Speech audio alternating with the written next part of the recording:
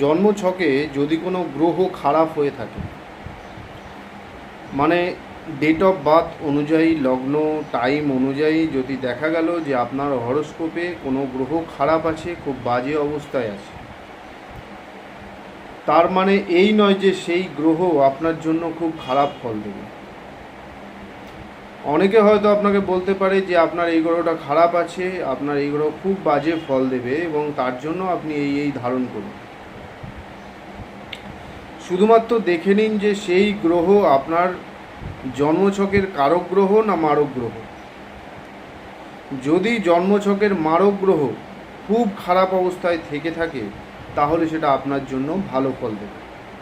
আর তার জন্য কোনো ধরনের রত্ন বা কোনো ধরনের দ্রব্য কিছু ধারণ করার প্রয়োজন পড়বে না। এটা হলো অ্যাওয়ারনেস অ্যাস্ট্রোলজি, জ্যোতিষশাস্ত্র।